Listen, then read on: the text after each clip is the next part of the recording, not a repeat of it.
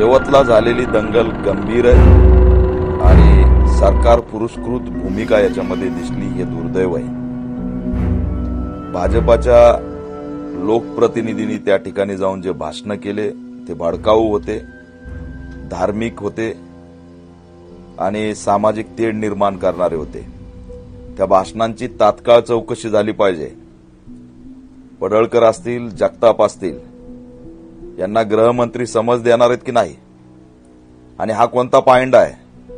सरकार तुमचं, गृहमंत्री तुमचा, मुख्यमंत्री तुम्ही, आणि आपल्या आमदाराला मोर्चे काढायला लावताय, जनाक्रोश सभा घ्यायला लावताय। काय मागण्या असतील मान्य करायला तुम्हीच आहेत ना। मग हे मोर्चा आणि आंदोलन आणि सभा कशासाठी? या सगळ्या प्रकरणातून एका छोट्या गावात सुद्धा दंगल घडू शकते, हे उदाहरण क्रिएट झालंय। महाराजांची त्या ठिकाणी विटंबना करणाऱ्याला कठोर कारवाई व्हावी हे गावांनीच ठरवलं। तिथला हिंदू मुस्लिम एकोपा तोडण्याचं काम कुणी केलं?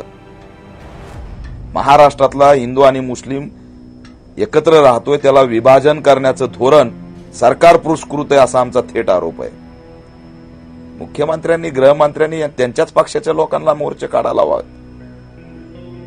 आम्ही शांत राहिलो। एका महिलेने सुद्धा खालच्या जातीचे म्हणून त्या ठिकाणी भडकाऊ भाषण केलं। आम्ही सामाजिक सलोखा राहावा ही भूमिका आमची असते, पण ही कुणी परवानगी दिली? हे कोण जाऊन तिथं चिथावणीखोर भाषण करतायत, धर्मराष्ट्राची भाषा करतायत? संविधान राष्ट्र आहे, संविधानावर देत चालतो। डॉक्टर बाबासाहेब आंबेडकरांचं संविधान इथं जिवंत आहे। धर्मराष्ट्राची भाषा करताय, कुठेही या नाहीये। धर्मराष्ट्राची भाषा केली म्हणून अनेक जण जेलमध्ये, हे का जेलमध्ये नाहीत? यवतचं प्रकरण गंभीर आहे। गृह विभागाने या ठिकाणी गांभीर्याने घ्यावं आणि गृहमंत्र्यांना मी मागणी करतोय की हे थांबवा।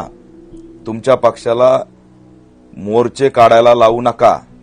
यवत दौंड मतदारसंघ भाजपाचा आमदार, गोपीचंद पडळकर भाजपाचे आमदार, कशाला पाठवताय? कशाला भाषण करायला लावताय? या गावातले लोक नाहीत दंगल करणारे। सखोल चौकशी झाली पाहिजे।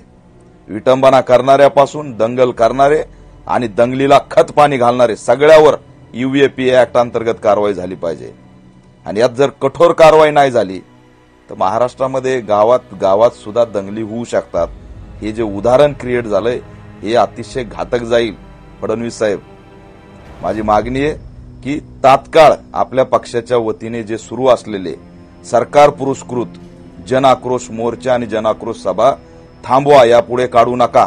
सत्ता आपली आहे, काय प्रश्न मार्गी लावायचे ते लावा।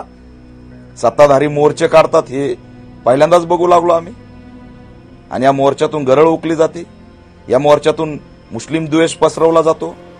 हे लोन जर वाढत चाललं तर आटोक्यात येणार नाही।